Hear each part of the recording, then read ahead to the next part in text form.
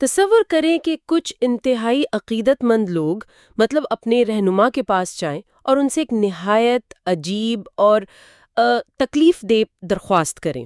جی، کیسی درخواست؟ وہ کہیں کہ ہمیں جسمانی طور پر خسی ہونے کی یعنی اپنے اعضاء کاٹنے کی اجازت دی جائے تاکہ ہماری خواہشات ہمیشہ کے لیے ختم ہو جائیں۔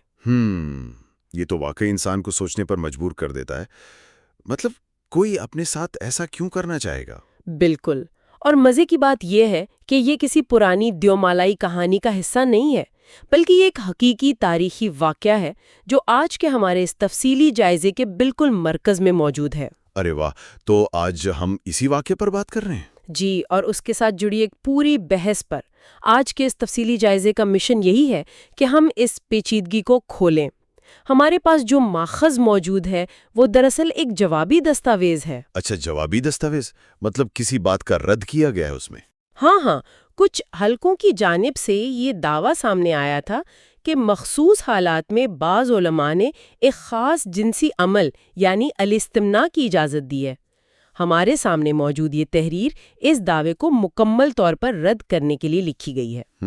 صحیح، لیکن میرا خیال ہے ہمیں یہاں سننے والوں کے لیے یہ واضح کر دینا چاہیے کہ ہم اس بحث کے فقہی یا طبی حقائق پر کوئی فیصلہ نہیں سنا رہے۔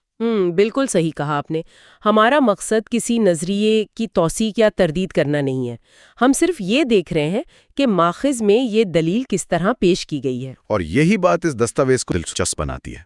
یہ سیکھنے والوں کے لیے ایک بہترین موقع ہے کہ وہ دیکھیں کہ ایک مذہبی بحث میں دلائل کی عمارت کیسے کھڑی کی جاتی ہے۔ جی بالکل، اور اس تحریر نے اپنے دفاع میں 6 مختلف پہلوؤں کا سہارا لیا ہے، جس میں قرآن، سنت، اجماع، فتاوی، طب اور یہاں تک کہ تقابلی مطالعہ بھی شامل ہے۔ ایک پورا محاذ کھول دیا ہے انہوں نے۔ ہاں بالکل، تو چلیے اس کو ذرا تفصیل سے سمجھتے ہیں۔ گفتگو کا آغاز تحریر کی سب سے پہلی اور بنیادی دلیل سے ہوتا ہے، جو کہ ظاہر ہے قرآنی اصول ہے۔ تو ماخذ میں قرآن کا حوالہ کس طرح پیش کیا گیا ہے؟ ماخذ میں سورۃ مؤمنون کی ابتدائی آیات کا حوالہ دیا گیا ہے۔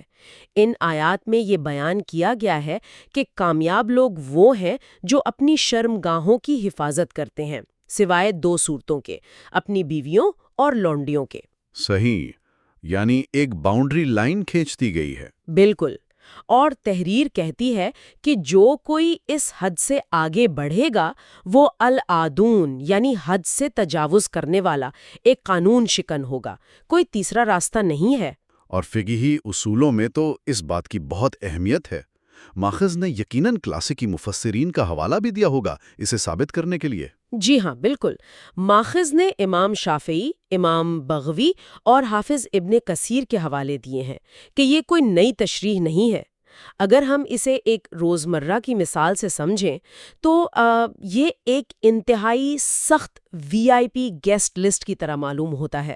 VIP گیسٹ لسٹ، ہاں، یہ تشبیہ اچھی ہے نا؟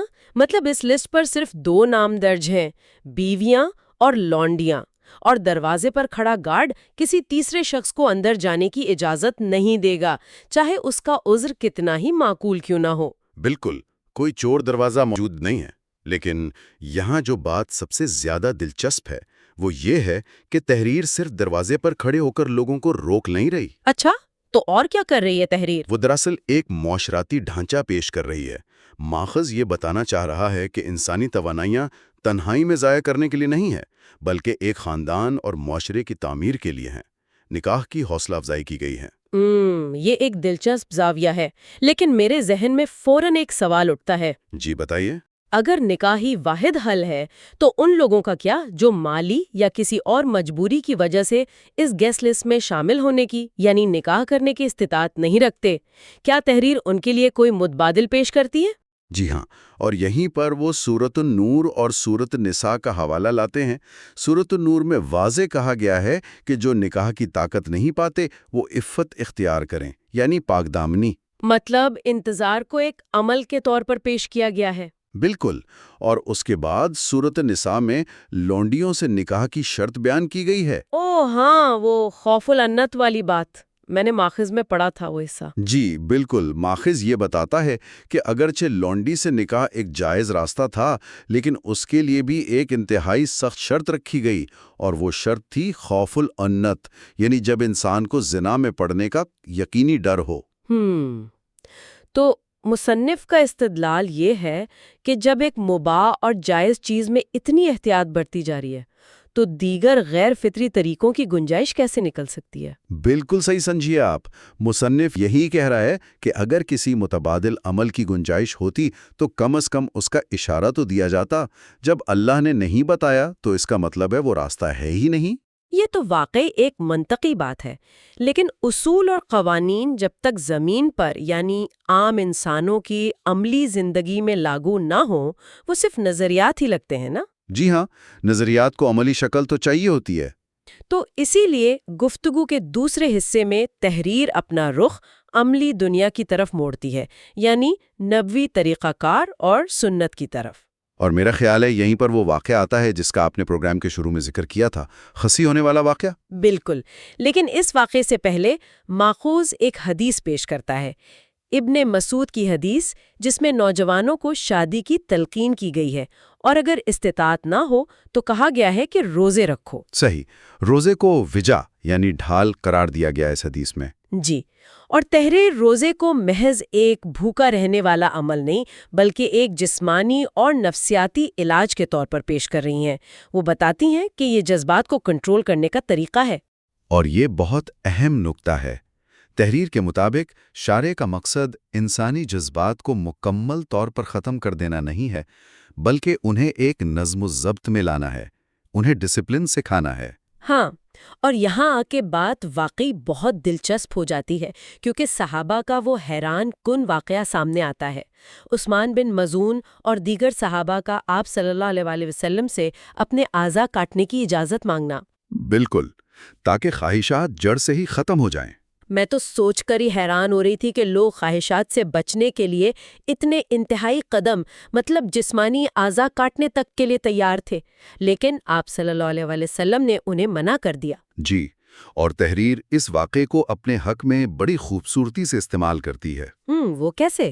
تحریر یہ دلیل دیتی ہے کہ اگر استمناء کی ذرا سی بھی اجازت ہوتی یا کوئی بھی درمیانی اور آسان راستہ موجود ہوتا تو صحابہ جو دین کو سب سے بہتر سمجھتے تھے وہ خصی ہونے جیسی انتہائی اور تکلیف دہ بات کیوں کرتے؟ ارے واہ، مطلب وہ تو ایسا ہی ہے کہ اگر آپ کے پاس سردی سے بچنے کے لیے ہیٹر موجود ہو تو آپ اپنا گھر جلانے کی اجازت کیوں مانگیں گے؟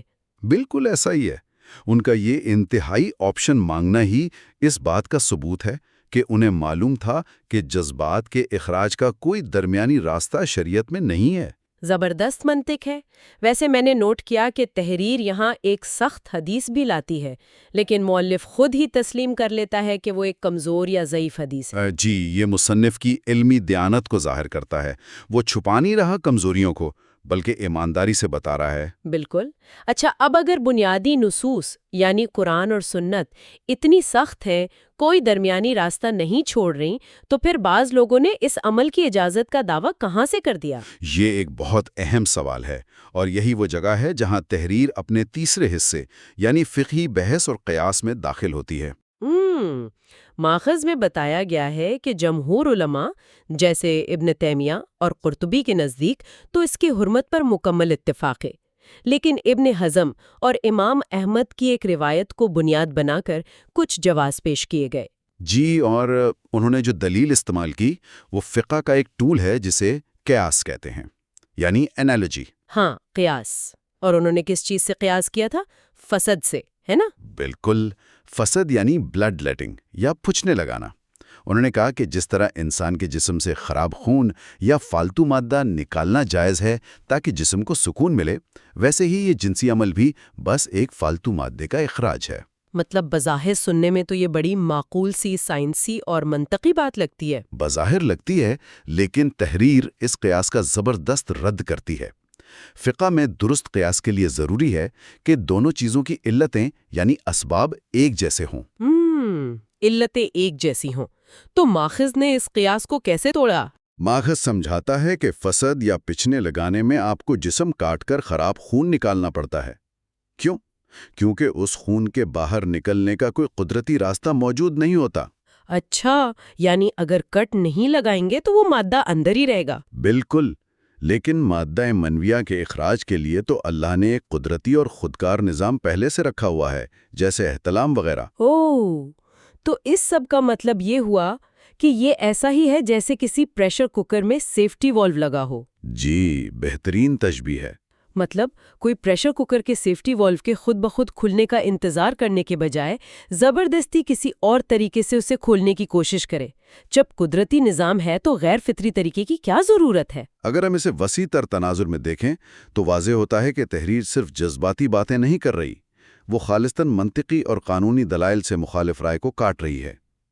ابن تیمیہ کے مطابق بھی صرف انتہائی مجبوری جیسے زنا یا بیماری کا یقینی ڈر ہو تو ہی استثناء مل سکتا ہے۔ صحیح۔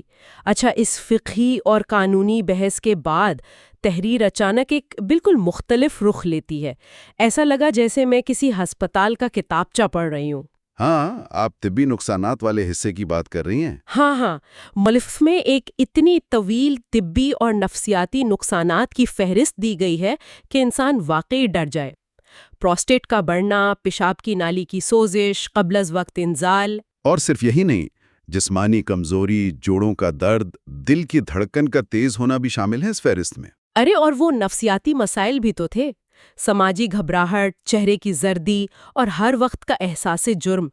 میں تو حیران تھی، یہ تو کسی دوائی کے اشتہار کے آخر میں بولی جانے والی سائیڈ ایفیکٹس کی طویل اور ڈراؤنی فہرست لگ رہی تھی۔ جی بالکل لگتی ہے، لیکن یہاں ایک بہت ہی باریک اور اہم اصول بیان کیا گیا ہے۔ وہ کیا؟ کیونکہ میرے ذہن میں تو فوراً یہ سوال آیا تھا کہ کیا تحریر کے مطابق اس عمل کے حرام ہونے کی بنیادی وجہ ہی یہ بیماریاں ہیں؟ مطلب اگر بیماریاں نہ ہوں تو کیا یہ حلال ہو جائے گا؟ اور یہی وہ اہم سوال ہے جو یہ حصہ کھڑا کرتا ہے۔ ماخذ نے بہت صفائی سے یہ اصول واضح کیا ہے کہ ممانعت کی اصل وجہ یہ طبی نقصانات ہرگز نہیں ہے۔ اصل وجہ شارع کا حکم ہے، یعنی خدا کا قانون۔ اچھا، یعنی طبی نقصانات تو بس ایک اضافی حکمت ہے۔ بالکل، مذہبی عقائد میں میڈیکل سائنس کو صرف ایک معاون، ایک سپورٹنگ ثبوت کے طور پر استعمال کیا جاتا ہے، بنیاد کے طور پر نہیں۔ بنیاد ہمیشہ خدائی حکم رہتا ہے۔ یہ تو واقعی ایک زبردست نقطہ ہے۔ اچھا، اب بات کرتے ہیں اس حصے کی جس نے مجھے سچ میں میں بالکل دنگ رہ گئی اسے پڑھ کر۔ مجھے اندازہ ہو رہا ہے آپ کس طرف جا رہی ہیں۔ ہاں، گفتگو کے اس 5ویں حصے میں سامعین کے لیے بھی ایک زبردست پلاٹ ٹویسٹ ہے۔ تحریر اچانک اسلامی فقہ اور سائنس سے نکل کر عیسائیت اور یہودیت کی مقدس کتابوں کی طرف چلی جاتی ہے۔ جی، یہ تقابلی مطالعے کا حصہ ہے۔ ماخذ نے بائبل یعنی الکتاب المقدس کی ایک کتاب نشید الانشاد، جسے سانگ آف سولومن بھی کہتے ہیں، اس کے طویل اقتباسات پیش کیے ہیں۔ اور وہ اقتباسات کوئی عام مذہبی تحریر نہیں ہے، ان میں انتہائی رومانوی اور جسمانی کشش پر مبنی منظر کشی ہے۔ شراب، بوسوں، جسمانی خدوخال کی اتنی تفصیلی اور شاعرانہ باتیں ہیں۔ یہ تو ایسا تھا جیسے کوئی قانونی دستاویز پڑھتے پڑھتے اچانک کوئی رومانوی ناول شروع ہو جائے۔ واقعی، بظاہر یہ بہت عجیب لگتا ہے کہ ایک شرعی بحث کے آخر میں یہ سب کیوں ہیں؟ تو آپ ماہر ہیں، آپ بتائیں نا، کیا آخر خالص فقہی بحث کے آخر میں اچانک یہ رومانوی شاعری اور بائبل کے حوالے کہاں سے آ گئے؟ مصنف کا مقصد کیا تھا؟ دیکھیں، اگرچہ ماخذ نے صریحاً اس کی وجہ نہیں بتائی، لیکن تجزیہ کیا جائے تو مؤلف دراصل ایک تقابلی خاکہ کھینچنا چاہ رہا ہے، ایک کانٹراسٹ بنانا چاہ رہا ہے۔ کیسا تقابلی خاکہ؟ وہ ایک طرف اسلام کے پردے، عفت اور روزے کی سخت ہدایات کو دکھا رہا ہے جس پر ہم نے شروع میں بات کی، اور دوسری طرف دیگر الہامی کتابوں میں موجود کھلی جنسی منظر کشی کو پیش کر رہا ہے۔ اچھا، تو کیا وہ یہ ثابت کرنا چاہ رہا ہے کہ اسلامی نظام کتنا پاکیزہ اور منفرد ہے؟ بالکل، وہ اسلامی نظام کی پاکیزگی اور جذبات کو قابو میں رکھنے کی انفرادیت کو ابھارنے کی کوشش کر رہا ہے۔ وہ دکھا رہا ہے کہ ہمارا قانون کس طرح انسان کو نظم و ضبط سکھاتا ہے، جبکہ باقی متون میں اس طرح کی حدود واضح نہیں ہیں۔ ارے واہ، یہ تو ایک ماسٹر سٹروک ہے، مطلب اپنی بات کو ایک وسیع تر عالمی تناظر میں رکھ کر ثابت کرنا۔ جی، اور یہی اس تحریر کی سب سے بڑی خوبی ہے۔ اگر ہم پوری گفتگو کو سمیٹیں تو واقعی ایک شاندار تجزیہ تھا۔ ہم نے دیکھا کہ کیسے اس تحریر نے ایک عقیدے کا دفاع کرنے کے لیے قصیر الجہتی، مطلب ملٹی لیئرڈ طریقہ اپنایا۔ بالکل، صرف ایک زاویے سے بات نہیں کی۔ ہاں، پہلے قرآن کی حتمی لکیر، پھر رسول صلی اللہ علیہ وسلم کی عملی سنت اور صحابہ کا واقعہ، اس کے بعد تاریخی اور فقہی دلائل کا منطقی رد کیا، پھر طبی نقصانات کی فہرست دی، اور آخر میں ایک بالکل غیر متوقع تقابلی مطالعہ۔ اور اس جائزے سے جو سب سے بڑی چیز ہمیں سیکھنے کو ملتی ہے وہ یہ ہے کہ معلومات کے اس دور میں جب کوئی بھی کسی بھی بات کو دلیل بنا سکتا ہے، ایک مستحکم استدلال اپنا مقدمہ کیسے لڑتا ہے۔ بالکل۔ یہ ہمیں سکھاتا ہے کہ مختلف علوم جیسے مذہب، تاریخ، منطق اور سائنس کو آپس میں جوڑ کر ایک جامع اور مضبوط دلیل کیسے کھڑی کی جاتی ہے۔ واقعی یہ سیکھنے والوں کے لیے ایک بہترین مثال تھی۔ اچھا، آج کے اس تفصیلی جائزے کے اختتام پر میں سننے والوں کے لیے ایک سوال چھوڑنا چاہوں گی۔ جی ضرور۔ ہم نے دیکھا کہ مذہبی دلائل میں جب جدید میڈیکل سائنس کا سہارا لیا جاتا ہے تو یہ ایک بڑا طاقتور ٹول ثابت ہوتا ہے۔ لوگ جلدی مان لیتے ہیں، لیکن ہم سب جانتے ہیں کہ سائنس تو ہر روز بدلتی رہتی ہے۔ جی ہاں، آج کچھ ہے تو کل کچھ اور۔